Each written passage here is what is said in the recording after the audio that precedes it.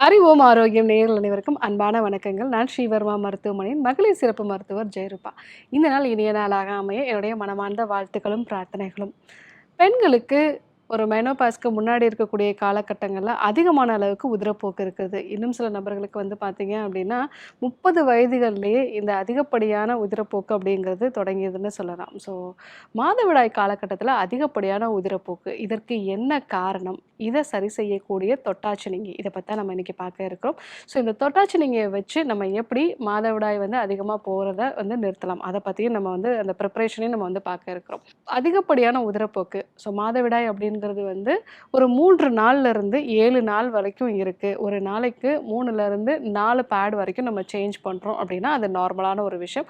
முதல் 2 நாட்கள்ல வந்து ஒரு 5, 6 பேட் வரைக்கும் நம்ம சேஞ்ச் பண்றோம் அப்படின்னாலும், அது நார்மலான ஒரு விஷயம் தான். பட் இந்த மாதவிடாய் காலத்துல வந்து தொடர்ந்த உதிரப்போக்கு முதல் 2 நாட்கள் மாதிரியே 7 நாட்கள் வரைக்குமே எனக்கு உதிரப்போக்கு இருக்கு.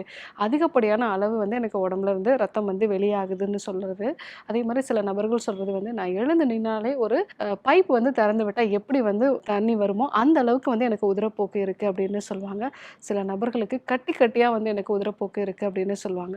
இது எதனால இந்த மாரி உண்டாகுது அப்படின்னா, முதல் காரணம் நம்மளுடைய கர்ப்பப்பைக்கு உள்ள இருக்கக்கூடிய எண்டோமெட்ரியம். இது வந்து அளவுக்கு அதிகமா வந்து வளருது. சில நபர்களுக்கு வந்து பார்த்தீங்க அப்படின்னா, பீரியட்ஸ் வந்து எனக்கு 2 மாசமா வரல டாக்டர் அப்படின்னு சொல்லுவாங்க. அப்போ அந்த எண்டோமெட்ரியம் அப்படிங்கிறது அதிகப்படியான ஒரு வளர்ச்சி அடைஞ்சிருக்கும்.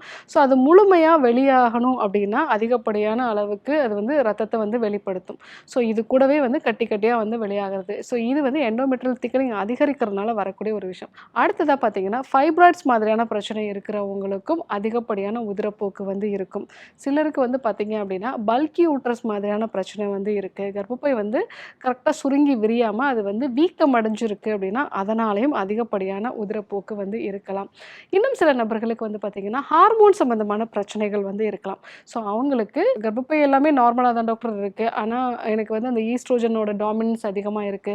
ஸோ உடம்பு கொஞ்சம் கொஞ்சமா வெயிட் போட்டுட்டே வந்து போகுது. பீரியட்ஸ் வந்து கரெக்ட்டான டைம்ல வர்றதில்ல. பீரியட்ஸ்க்கு முன்னாடி வந்து எனக்கு தலைவலி வருது, கால் குடைச்சல் வருது. அதே மாதிரி வந்து பார்த்தீங்க அப்படின்னா, ஸோ தலையில வந்து முன்பகுதியில முடி வந்து கொட்டிக்கிட்டே வந்து இருக்கு. ஸோ இந்த மாதிரியான ஒரு அறிகுறிகள்லாம் இருக்கு அப்படின்னா, உங்களுக்கு ஈஸ்ட்ரோஜன் டாமினன்ஸ் அப்படிங்கிற ஒரு பிரச்சனை இருக்கு. அதே மாரி புரொஜெஸ்ட்ரானோட அளவும் வந்து குறையும்போது, உடம்புல வந்து இன்ஃப்ளமேஷன் கொஞ்சம் வந்து அதிகமாகும். ரத்த குழாய்கள் வந்து விரிவடைய ஆரம்பிக்கும். ஸோ அந்த மாரி விரிவடையுது அப்படின்னா தான், நமக்கு அதிகப்படியான உதிரப்போக்கு அப்படிங்கிறது வந்து இருக்கும். ஸோ இந்த காரணத்தினால ஹார்மோனல் இம்பேலன்ஸ்னாலயும் உங்களுக்கு அதிகப்படியான உதிரப்போக்கு இருக்கலாம். ஸோ இது எல்லாமே எனக்கு நார்மலா தான் டாக்டர் இருக்கு. ஆனா அதிகப்படியான காரம் சாப்பிடுறது, அதிகப்படியான புளிப்பு, உப்பு இந்த மாதிரி உடம்புல பித்தத்த அதிகப்படுத்தக்கூடிய விஷயங்கள். இதெல்லாம் நம்ம பண்ணோம்னாலும் அதிகப்படியான ப்ளீடிங் வந்து இருக்கலாம். சரியான இரவு தூக்கம் இல்ல. ரொம்ப ஸ்ட்ரெஸ்ஃபுல்லா இருக்கேன் டாக்டர். சமீப நாட்கள்ல ஏதோ ஒரு இழப்பு, இல்ல ஏதோ ஒரு விஷயம் வந்து நம்மள ரொம்ப அதிகமான அளவுக்கு பதட்டப்பட வைக்குது அப்படின்னா, அதனால கூட வந்து உங்களுக்கு ப்ளீடிங் வந்து அதிகமா இருக்கலாம். ஸோ இந்த மாரியான காரணங்களால உங்களுக்கு ப்ளீடிங் அதிகமா இருக்கு அப்படின்னா, முதல்ல உணவுல அதிக காரம், புளி, உப்பு இத வந்து குறைக்கிறது வந்து நல்லது. அதே மாரி துவர்ப்பான உணவுப் பொருட்கள நெறைய எடுத்துக்கலாம். அதாவது கொய்யா வந்து எடுத்துக்கிறது, வாழைப்பூ வந்து எடுத்துக்கிறது, பிஞ்சு காய்கறிகள் வந்து எடுத்துக்கிறது, முள்ளங்கி வந்து எடுத்துக்கிறது, ரோஜா குல்கந்து மாரி எடுத்துக்கிறது. இதெல்லாம் வந்து நம்ம எடுத்துக்கிட்டோம் அப்டின்னா, உடம்பும் குளிர்ச்சியாகும். அதே மாரி அதிகப்படியான உதிரப்போக்கும் வந்து நமக்கு குறையும்.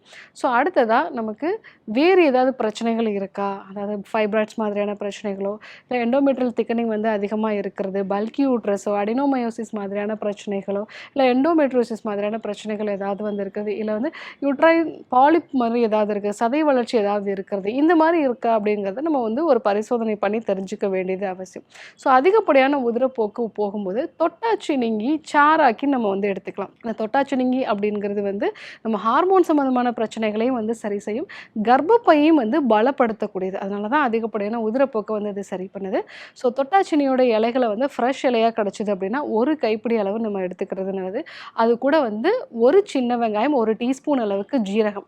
இத நல்லா தண்ணீர் விட்டு வந்து அரைச்சு, வடிகட்டி ஒரு 50லேருந்து 60 எம்எல் ஒரு டம்ளர் மோரோட மிக்ஸ் பண்ணி காலை, இரவு 2 வேளையுமே வந்து வெறும் வயிற்றில. ஸோ ஒரு 4லேருந்து 5 நாட்கள் நம்ம எடுத்துக்கிட்டோம் அப்படின்னா, உங்களுக்கு அந்த அதிகப்படியான உதிரப்போக்கு வந்து குறைஞ்சு நார்மல் ஆயிடும்.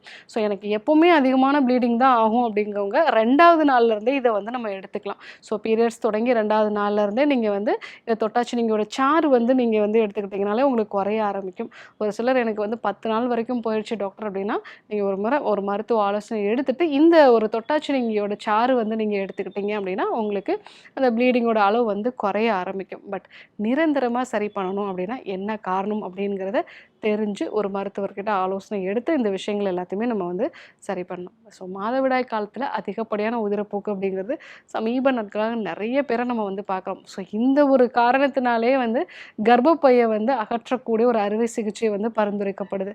இது ரொம்ப எளிமையா வந்து நம்ம சரி செஞ்சுக்கலாம். உணவு முறை மாற்றங்கள், அதே மாரி வந்து வாழ்வியல் மாற்றங்கள், என்னென்ன வகையான சுவை வந்து நம்ம எடுத்துக்கணும். இந்த ஒரு விஷயத்தோட நான் சொன்னேன் இந்த தொட்டாச்சினிங்கி உங்களுக்கு கிடைச்சது அப்படின்னா, ஸோ தொட்டாச்சினிங்கி ஒரு கைப்பிடி அளவுக்கு, ஒரு சின்ன வெங்காயம் 1 டீஸ்பூன் அளவுக்கு ஜீரகம், இத வந்து அரைச்சு மோரோட வந்து கலந்து ஒரு 50லேருந்து 60 எம்எல் வந்து நம்ம வந்து எடுத்துக்கிட்டோம். தொடர்ந்து ஒரு 4லேருந்து 5 நாட்கள் காலையில வெறும் வயித்துல எடுத்துக்கிட்டோம் அப்படின்னா, நமக்கு இந்த மாதவிடாய் காலகட்டத்தில உண்டாகக்கூடிய அதிகப்படியான உதிரப்போக்கு வந்து குறைய ஆரம்பிக்கும். ஸோ இன்றைக்கு இந்த மாதவிடாய் காலகட்டத்தில அதிகப்படியான உதிரப்போக்கு எதனால வந்து உண்டாகுது? ஸோ இதுக்கு என்னென்னலாம் காரணங்கள் வந்து நம்ம பார்க்கலாம். ஸோ இந்த ஒரு விஷயத்த பத்தி நம்ம தெரிஞ்சுக்கிட்டோம். இத சரி செய்யக்கூடிய தொட்டாச்சி நீங்கி சாறு இது எப்படி செய்றது அப்படிங்கிறத நம்ம தெரிஞ்சுக்கிட்டோம். கண்டிப்பா பயன்படுத்தி பாருங்க. இதே போன்று ஒரு நல்ல தகவலோட உங்கள சந்திக்கிறோம். நன்றி, வணக்கம்.